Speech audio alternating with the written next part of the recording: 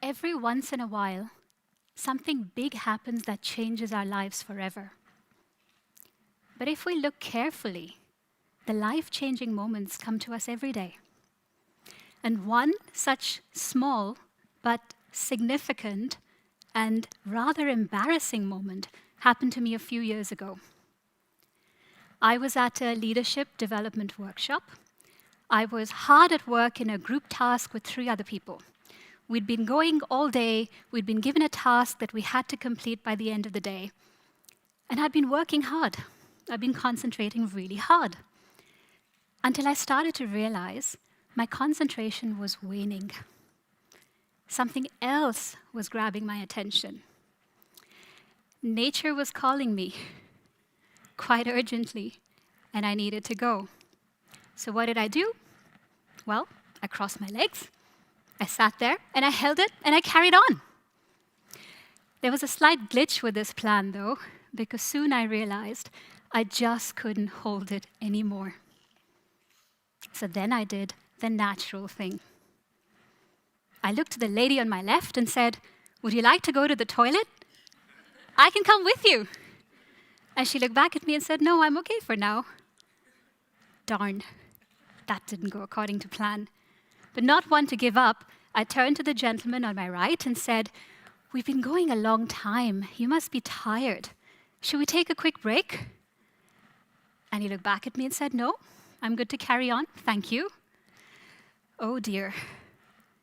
In one last desperate attempt, I looked straight across at the man opposite me, and probably with rather watery eyes by now, and said to him, "Would you like to go get a drink? If we leave now, we can be back in a few minutes." And he looked back at me, said nothing for a moment. He gave me this really strange look. And then he looked me straight in the eye and said, "If you need to go to the loo, why don't you just say you need to go to the loo?" Ah, that was an option, was it? I didn't know in that moment whether to be mortified or to be grateful. Actually, I quickly decided. I laughed at myself. I was grateful, put my hand up and said, "Yes, please, I need to go to the loo." And off I dashed, and all was well. I was back in 5 minutes, and we carried on. But this simple incident stayed with me. I'm a grown woman, clearly. I have a degree in psychology. I have an MBA. I've held leadership positions in top global companies. So why couldn't I just say, I needed a bathroom break? Why was I willing to hold back such a basic, urgent need rather than just say, "Guys, back in 5? And I started to wonder, if I was holding back my needs, and really essential needs, in this area of my life, where else was I doing it? And by the way, was I the only one doing this? Was there something wrong with me? Why wasn't I expressing myself? So I got curious. I went back and dove deep into the study of human literature. I went back to observing myself in different situations. And I started over a period of time to work with people and teams to understand who we really are underneath what we see. One of the things that emerged, I was glad to know, is that I wasn't the only one doing this. All around me, people were holding back from saying, doing, creating what they needed, what they wanted. But why? It didn't make sense. But 3 other things also started to emerge that could explain why we engage in this peculiar behavior. Why did we hold back from what we want? And why do we do it in various areas of our lives? Well, the first thing I realized, I found really interesting. What we think we want is not always what we want. Unbeknownst to us, there's often a subconscious drive which directs our behavior. Now, I thought what I was going for in that situation, what I wanted, was a bathroom break, plain and simple. But what it was really about for me, what I was really looking for, was the approval of the group. What I was really seeking was permission from the group to go to the bathroom. But why? Why would I need to do that? And that brought me to my second realization, that we human beings attach a meaning to situations. Now, this is normal, by the way.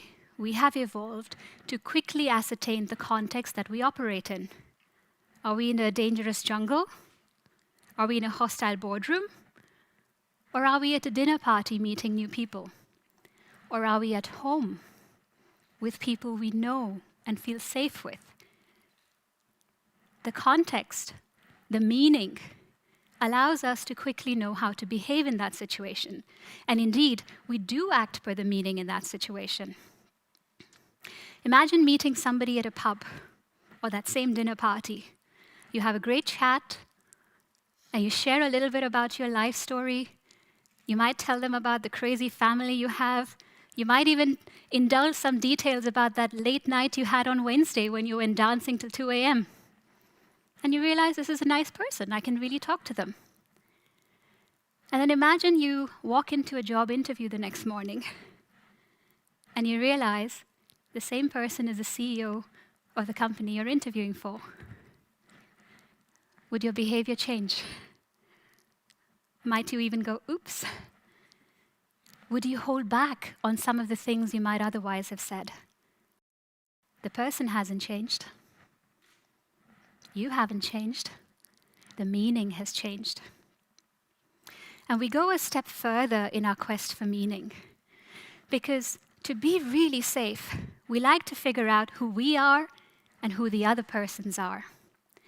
So if I know my place in society, I know my role in the world, I know how I'm supposed to be and how I'm expected to behave, then I know how to be and to be safe, because that's got me this far, right?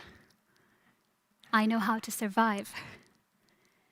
And if I can figure you out, if I know that you're a good person, and you're a tough person, and you're a critical person, and you're a friendly person, I know how to be around you to maximize my chances for reward and minimize my chances of you punishing me in some way or the other. It sounds logical, but what we end up doing is limiting ourselves and others, and certainly limiting the way we act in situations. Now, the meaning that I was giving to my situation all those years ago is that it's a professional situation. And a professional situation means I don't express my personal needs. Or so I thought at the time. And by the way, my role was to be the good girl. I'm the person that looks after other people's needs. I'm considerate. I don't inconvenience others. I don't disrupt things. And the more my group said, no, actually, I don't have a personal need at this point, the more it confirmed my belief that I was the one who'd be the disruptor, who'd be in trouble if I said anything about what I needed. I did everything I could to avoid the group disapproving of me. Because if they disapproved of me, I wouldn't get what I wanted in the future.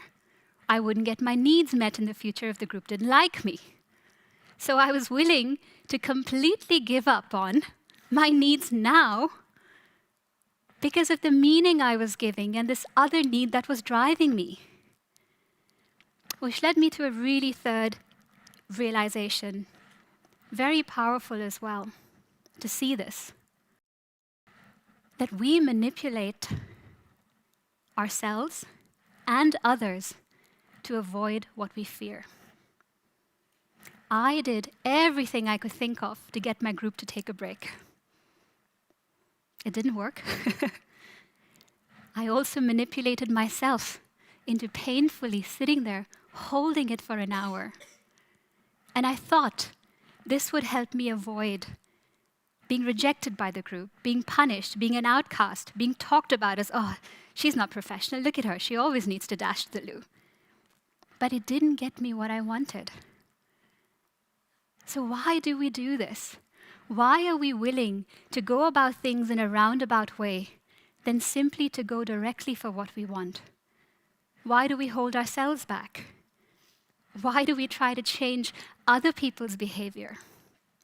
Well, the answer I found is in this one word: fear.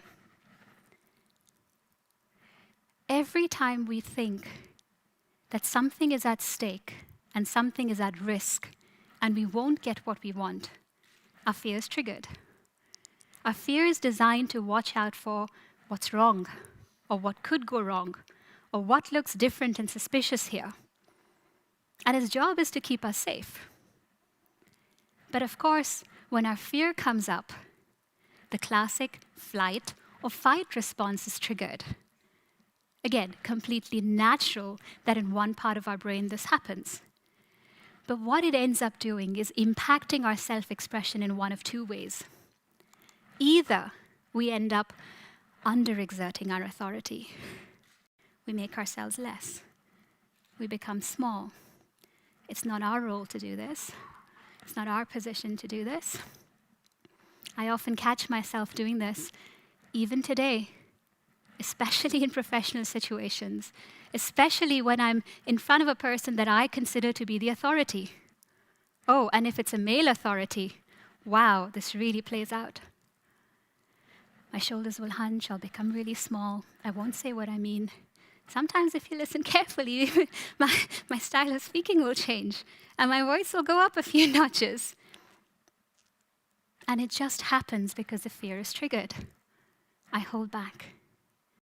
But watch me at home. Oh, it's a whole other story. My husband will be happy to tell you more. When I'm afraid that I won't get something, when I won't get my way, I become bigger. It's my way or the highway. It's my voice that has to come out the loudest. Because of course, I know the right way to clean the dishes and you don't. So you better listen to me, because I'm smarter in every department and cooler too. Yeah, he'd be happy to have a chat with you afterwards and tell you his side of the story. But how often do we do this? How often do we also feel we have to show ourselves to be bigger, to be smarter, to be invulnerable, to be really powerful?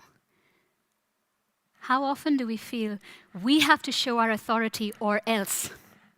Or else. Something will go wrong. Someone else will come and get us. The truth is, neither of these approaches actually get us what we want. In either instance, I'm cut off, either from expressing what I would love and creating what I want in my life, or even from the connection that I would love with the people around me. But the truth is, every time we want something, every time we have a desire, our mind will quickly come in to make sense of things for us. And it'll tell us, what can I expect? How do I have to be to make this happen? How do others have to be to make this happen? How do I need them to be? What do I need to change? And if we're not careful, this will very quickly take us in the zone of fear, which will tell us the way we're supposed to be and close us off from everything around us. Because the role of fear is to keep us safe, is to keep us in the comfort bubble that we've lived in all our lives. The role of fear is not to help us go get what we love. But luckily, that love does exist. It is that higher side of a hierarchy of wants. Because every time we want something, there's also an emotion that says, I would love this. And love says to us, this is what gives me joy. This is the end outcome I would love in my life. This is what I truly desire, beyond achievement or gratification or control. And love takes us into a really powerful realm of courage. And courage is a lot simpler than we think. Because courage is not the absence of fear. It's simply the presence of a love that is stronger. Think about a parent. They'd fight off a tiger to protect their child. Would they be terrified? Probably, yes, but they do it anyway. Courage says to us, what is the vision you hold so dear that you would do anything to make it happen? Never mind the fear that exists alongside it anyway. I'm standing on the stage with you, and all my fears came up again. I've been on stage before. I've addressed hundreds of audiences in my time. But because this means so much to me, my voices of fear had a field day. They came out and said to me, who are you to do this? You're not good enough. You won't be perfect. You won't make a difference. You won't do this justice. Heck, you won't even look the part. And if I'd listened to my voices of fear more than once in the lead up to this event, I would have seriously considered backing out. As late as last night, they were talking to me. But in those same moments, when the fear was talking to me, courage would come and say gently, what would you love? And I'd say, to share this message. Then share this message. Isn't it great? It's not about you anyway. So share this message. You don't have to be perfect. Just turn up, be you, and share the message. And have fun doing it. So here I am, a humble messenger, with my fears and flaws, standing on this beautiful red carpet, sharing my love of this message with you. And I just want to leave you with a few thoughts that courage speaks to us in simple words every day that we understand. Courage can ask us to say yes to something we love. Courage can ask us to say no to something that doesn't serve us. Courage tells us to ask when we need help or support, but not demand, to ask. And courage tells us to give. When all else fails, just share what you have to give and let the rest take care of itself. And the big moments come to us in the little everyday moments. So all you really have to ask yourself is, what would you love? What makes your heart sing? How is fear holding you back? How are you letting fear hold you back? And how can you choose to be a little more courageous today, in this moment, and in the next?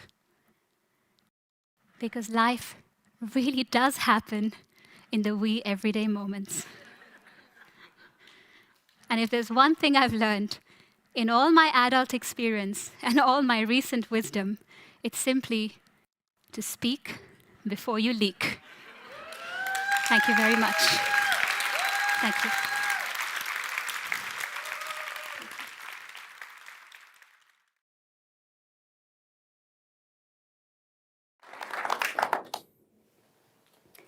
I have a confession to make. I don't like conflict. In fact, if I'm to be completely honest with you, I'm afraid of conflict. But this fear hasn't served me well. I've gone through my life telling myself I can't make decisions for fear that I'll get it wrong. Not good for someone who's been in leadership positions, meant to be guiding teams and projects. I've also gone through life avoiding fully expressing myself for fear that someone will disagree with me or dislike me for it. Not a good thing for someone whose role is to help others express themselves fully. And I hate to admit it, but I've also gone through life making compromise choices, and sometimes forcing my way onto others, insisting that they compromise for me. Definitely not a good thing for someone who strives to be in loving, empowered, authentic relationships. So a few years ago, I decided to do something about it. I wanted to get to the bottom of conflict. What is it really? How do we engage with conflict? How do we act in conflict?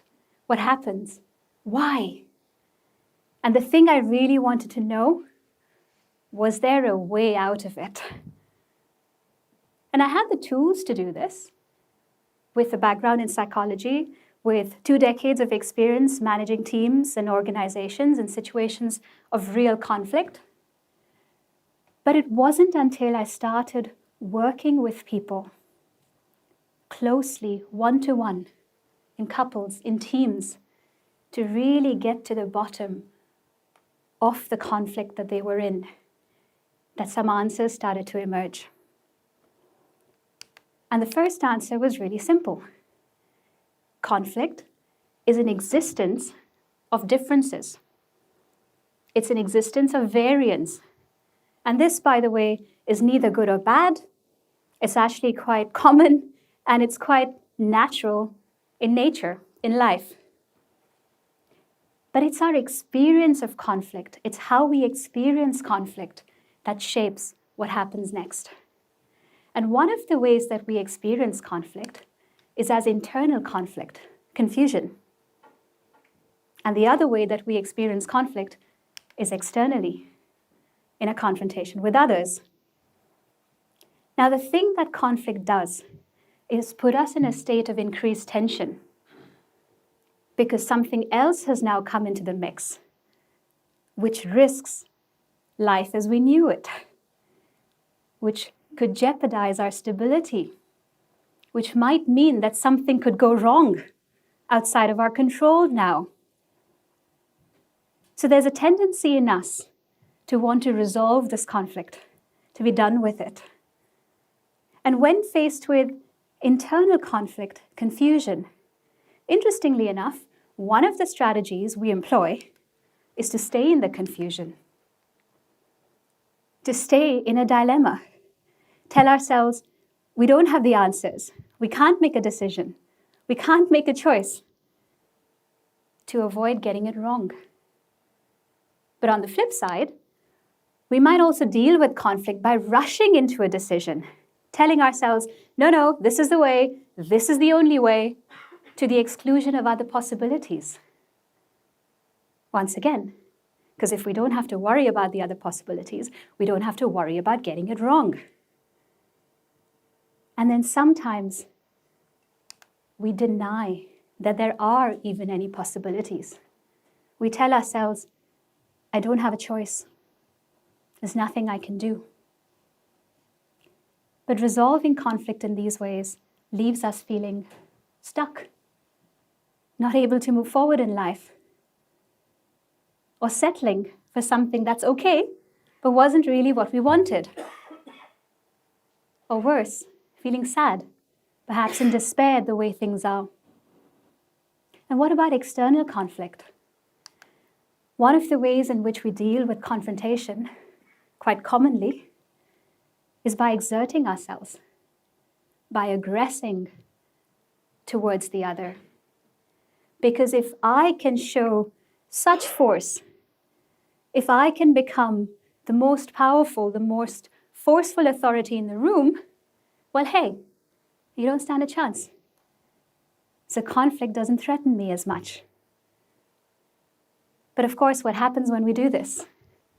We end up disconnected to other people. But that's not the only way that we deal with confrontation, because on the flip side, we might actually make it about appeasing others. Oh, it isn't about me. Let me make it about you. Let me appease you. Let me be as non-threatening as I possibly can, so that I'm not a danger to you, and therefore you won't threaten me. Great way out of conflict.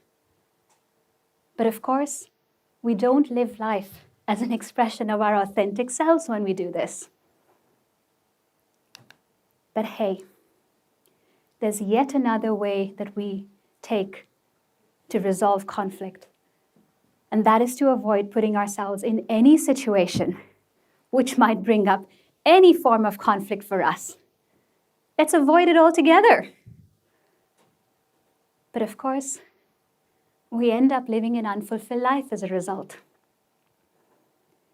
So the thing that started to become obvious is all of these ways of dealing with conflict weren't actually getting us to what we would love in life. Sure, they were short-term strategies.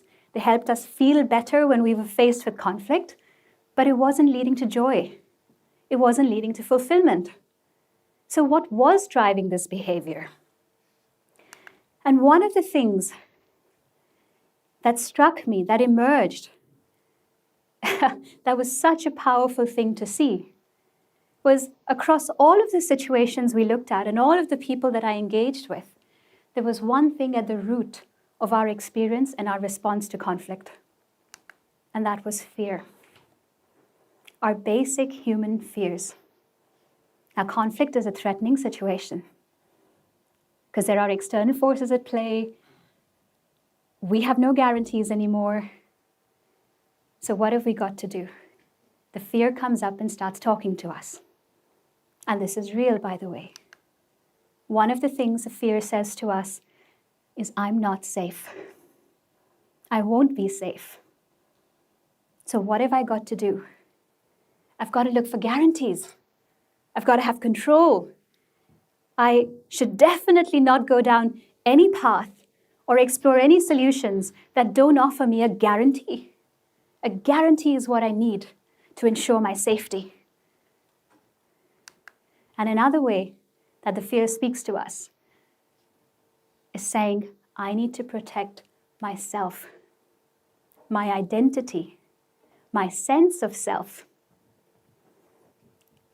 Because if things go really wrong, could I lose myself? Could I lose who I am? And our identity is anything we associate with. It's anything we affiliate with. And anything that seems to challenge that, even if it's a challenge to our opinions, we can experience as threatening. So what have we got to do? We've got to defend. But of course, as soon as we get into defense, we're already in one half of the dynamic of conflict. And then the third way that fear speaks to us is to say, I won't be validated by others. I won't be seen the way I want to be seen. Human beings have evolved as social creatures. We like to know where we stand in society. We like to know who we are with relation to others. And we like for others to see us in a certain way. So this fear comes up and says to us, if I do this, or if I don't do this, will they still see me as good? Will they see me as lovable? Will they see me as smart?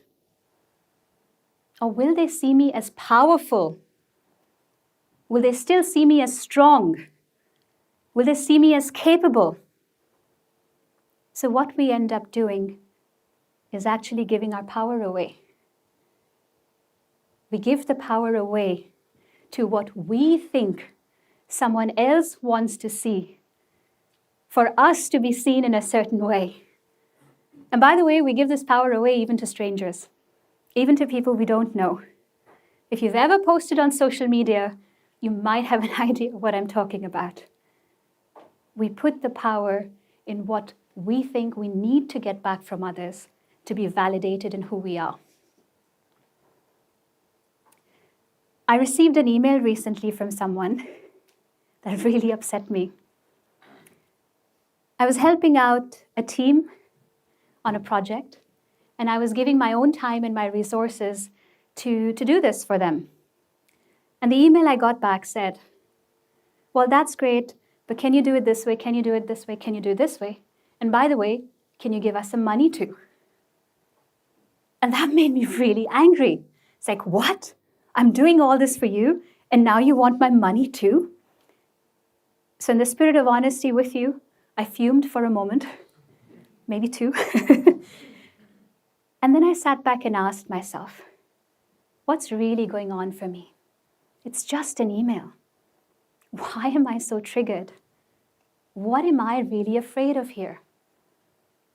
And it turned out that all of those fears were coming into play for me. Because I felt if they're asking me for more, that means they're not valuing me for what I'm giving. So does that mean I'm not valuable to them? I'm not valuable enough. Oh, and by the way, they're asking me for money now. And if I say no, does that mess with my identity as a good person? How dare they put me in this situation? And by the way, if I give everything I have to give, where does it stop? Will I have anything left for me? What about my security? What about my safety in life? So I typed out a response. But luckily, I didn't do it in the email. I did it in my notes, because we know how these things can happen. You accidentally hit the send button, and there it is. So I typed out a response. I also put down everything that was coming up for me very honestly here. And then I went back and read the email that they'd sent me. And turns out, they weren't demanding anything at all. They were simply expressing their needs based on the situation they were operating from. And at the end, they even said very clearly, by the way, none of this is compulsory. Having looked at it after going back and looking at my own fears made me see things I didn't see on the first reading. So I was looking for a way out of conflict. That's how my journey started. And I found it. But it wasn't the path, the answer that I was expecting. Because what I found is that in order to go beyond conflict, we first have to go deeper. We have to go deeper into ourselves and look at the pain that's really coming up for us. What is the situation of conflict bringing up for us? What is it saying to us? What are we fearing? What are we feeling? We've got to go within first. And we've got to be able to accept ourselves with all of those fears and all of our faults, and be okay with also feeling that fear, with also being in this pain of what this conflict conjures up for us. And it's only once we hold this compassion for ourselves that we're actually able to go back up externally and look at things more compassionately with others in mind. The one thing I realized is there isn't a shortcut. You can't go back from that experience of conflict to compassion for others, understanding for others. It'll only ever be very surface level if we don't first go deeper and look at our own fears. But what happens after the state of compassion? A love of something shared that we can create together. And by the way, that's what we ended up doing. I ended up having a conversation with that person, not sending them the email, and the impact we had from the project subsequently was far greater than we'd ever imagined. And we also ended up being in a longer-term partnership with both of us really happy about that. So coming from this state of love allows us to create something greater. And that something greater I call confluence. Now, confluence is an act, a process of merging together. Think of two rivers that come together to flow into, to create the mighty rivers of the world. That's confluence. Each one of us today, each one of us here exist because of confluence. One thing very different from another thing came together, merged, fused, and grew into something bigger and beautiful. Life is created through confluence. So what could we create from a state of confluence? And people often tell me they admire my relationship with my husband. We have a loving relationship. We're open and honest with each other. We support each other in being our best and growing into our better and better selves in the world every day and every year. It brings us a lot of joy. But it wasn't always that way. We had to openly surface and navigate a lot of conflict and look at what was coming up for each one of us before we were able to create something greater, a marriage in our case. And what if each one of us could do that? Each one of us could look within and create something greater. What would that be? And I have another confession to make. I'm an optimist. I believe that if each one of us can look within and go beyond, we can change the world. Not because the world is an easy thing to change, but because each one of us is on the same shared human journey. And the leaders of organizations are you and I. The leaders of nations, policymakers, military generals are you and I. Parents and teachers and communities are you and I. And conflict will always come up. It'll always be a part of our lives. And there'll be a voice through that conflict, the voice of fear, that'll tell us what path to go down, how to deal with it, how to resolve it. But if we could only choose to see it from a different perspective, what could we create? So the only thing we have to ask ourselves is, what would we love to create? How are our own fears going to come and talk to us? And where do we choose to go from here? Thank you very much.